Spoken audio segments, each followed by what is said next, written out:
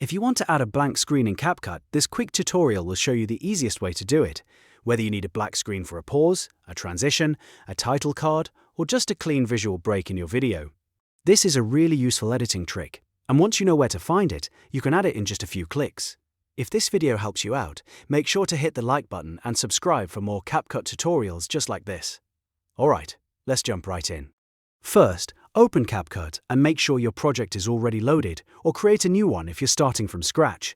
Once you're inside the editor, look at the top left menu panel and click on Media. This is where CapCut keeps a lot of your imported files and built-in assets, so it's the best place to start when you want to add a blank screen. After that, click on Library, or in some versions you may see it labeled as Stock Materials, right under the Media tab.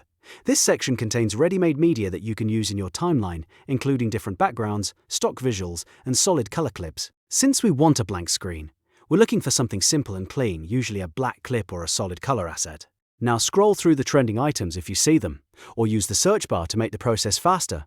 Type in black screen or solid color, and CapCut should bring up matching results. In some cases, you may also want to look for images that can be used as a still frame if you want the blank screen to stay visible without movement. That can be helpful if you want a custom pause screen or a static background for text.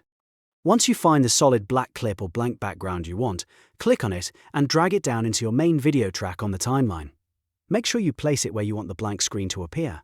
You can put it at the beginning, in the middle, or at the end of your video depending on the effect you want to create. After it's in the timeline, the next step is to adjust the duration. Just click on the left or right edge of the black clip and drag it shorter or longer. If you want a quick flash of black, keep it short. If you want a longer pause or a full blank section, extend it for as long as you need. This is one of the simplest ways to control timing in your edit. And that's really all there is to it.